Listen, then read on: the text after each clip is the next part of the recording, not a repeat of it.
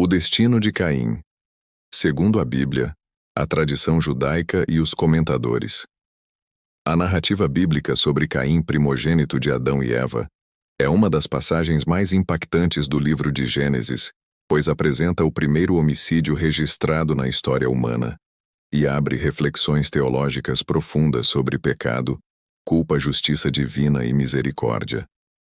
O relato está em Gênesis 4, 1 a 24, onde se descreve a rivalidade entre Caim e seu irmão Abel, a oferta rejeitada, o homicídio e a sentença divina. No entanto, o texto bíblico fornece poucas informações sobre o que aconteceu com Caim após o crime, abrindo espaço para diversas interpretações de teólogos, historiadores e tradições judaicas posteriores. Este estudo visa aprofundar a análise da trajetória de Caim após o assassinato de Abel, utilizando não apenas o texto bíblico, mas também comentários patrísticos, exegese rabínica, a obra de Flávio Joséfo e reflexões teológicas que ajudam a compreender a complexidade desta figura. O relato bíblico de Gênesis. Após o homicídio de Abel, Deus confronta Caim com uma pergunta retórica: onde está Abel, teu irmão? Gênesis 4:9. A resposta insolente de Caim: acaso sou eu o guardador do meu irmão? Revela não apenas a tentativa de ocultar sua culpa, mas também a deterioração moral de seu coração. A sentença divina é dupla. A maldição sobre a terra: Caim não colherá mais frutos da terra, pois ela não lhe dará sua força. Gênesis 4:12. Isso significa a quebra da relação fundamental entre o homem e a criação. O destino errante. Deus o condena a ser fugitivo e errante sobre a terra. A vida de Caim passa a ser marcada pela instabilidade e pelo exílio. Contudo, Deus coloca sobre Caim um sinal, impedindo que ele fosse morto por vingança. A tradição discute amplamente qual seria esse sinal: uma marca física, um fenômeno espiritual, ou até mesmo uma proteção sobrenatural. Por fim, o texto afirma: retirou-se Caim da presença do Senhor e habitou na terra de Nod, a leste do Éden. Gênesis 4:16. Ele funda uma cidade e gera descendência, dando origem a uma linhagem marcada por avanços culturais, metalurgia, música, pastoreio, mas também pela violência. Descendência de Lameque. Interpretações dos comentaristas teológicos. Agostinho de Hipona. Em A Cidade de Deus, Agostinho interpreta Caim como o símbolo da humanidade terrena e rebelde, em contraste com Abel, que representa a cidade de Deus. Para ele, a vida de Caim após o homicídio mostra a consequência do viver segundo a carne. E sua fundação de uma cidade é vista como a tentativa de construir uma ordem social separada da vontade divina. João Calvino.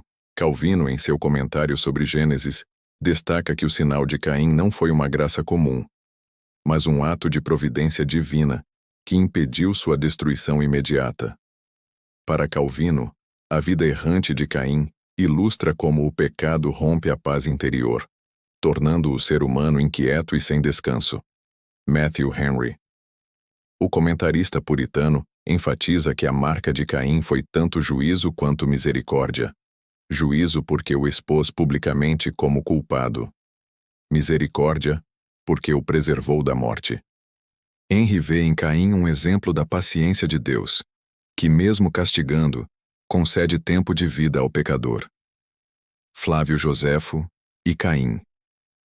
O historiador judeu Flávio Joséfo, em sua obra Antiguidades Judaicas, oferece um retrato mais detalhado da vida de Caim, ampliando o que a Bíblia descreve. Segundo Joséfo, Caim, após ser amaldiçoado, passou a levar uma vida criminosa, dedicando-se ao roubo e à opressão. Ele fundou a primeira cidade chamada Enoque, nome de seu filho, e introduziu costumes corruptos, afastando os homens da simplicidade e pureza originais. Joséfo interpreta a linhagem de Caim como marcada pela decadência moral, em contraste com a linhagem piedosa de Sete.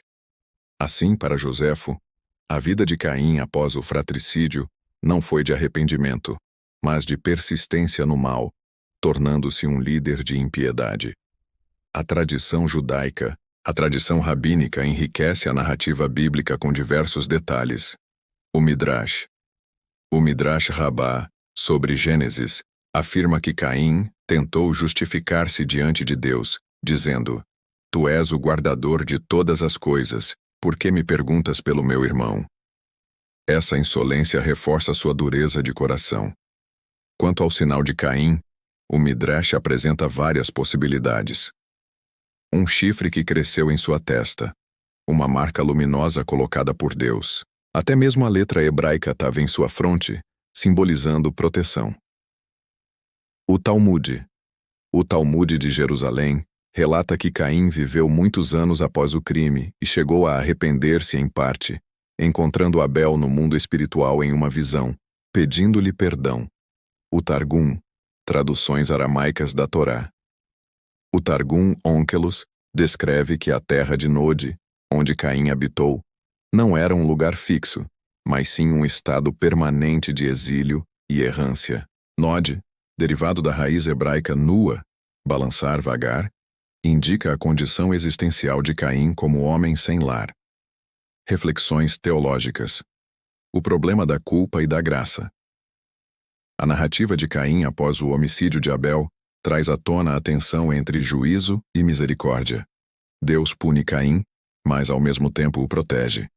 Isso revela que, embora o pecado exija justiça, a misericórdia divina ainda atua para conter a destruição completa. A errância como símbolo. A vida errante de Caim se torna símbolo do homem que rompe sua relação com Deus. O teólogo Karl Barth vê em Caim a figura do ser humano que busca construir sua vida e sua sociedade sem referência ao Criador, resultando em instabilidade e violência. Caim e a fundação da civilização. Curiosamente, o primeiro fundador de uma cidade na Bíblia é um homicida. Isso leva alguns teólogos a refletirem que a civilização humana, em parte, nasce marcada pelo pecado, pela tentativa de esconder a culpa por meio da construção cultural. Jacques Ellul interpreta essa fundação como um gesto de fuga. A cidade de Caim é o lugar onde o homem tenta esquecer sua condição de exilado diante de Deus. O destino de Caim em perspectiva judaica e cristã. No judaísmo, Caim é lembrado como arquétipo do pecado que gera violência. Sua história é usada em textos rabínicos para mostrar que Deus não deseja a morte imediata do pecador, mas sua correção. Há tradições que afirmam que ele morreu tragicamente, sendo morto por Lameque, seu descendente, em um acidente durante uma caçada, Midrash Tanchuma. No cristianismo, Caim é visto como símbolo da rejeição da graça. O Novo Testamento o cita em Hebreus 11:4, em contraste com Abel, que ofereceu melhor sacrifício, em 1 João 3:12, não como Caim, que era do maligno e matou a seu irmão. E em Judas 1:11, onde o caminho de Caim é descrito como rota de rebeldia. Conclusão. O destino de Caim, segundo o relato bíblico e as tradições posteriores, é um testemunho da gravidade do pecado humano e da misericórdia divina que limita a destruição. Na Bíblia, ele é condenado a ser errante e fundar uma linhagem marcada pela ambiguidade. Por um lado, avanços culturais. Por outro, violência crescente. Os comentaristas cristãos, como Agostinho e Calvino, viram em Caim um símbolo da humanidade caída que tenta viver sem Deus. Flávio Josefo o descreveu como criminoso e corruptor da sociedade. Já a tradição judaica preservou múltiplas leituras, destacando tanto sua insolência como a possibilidade de arrependimento parcial. Assim, a figura de Caim permanece como um arquétipo do homem que, após romper com Deus e com o próximo, vive em constante exílio, carregando a marca de sua própria escolha. Sua história não é apenas um registro do passado, mas uma advertência eterna sobre os efeitos do pecado e a necessidade da reconciliação com Deus.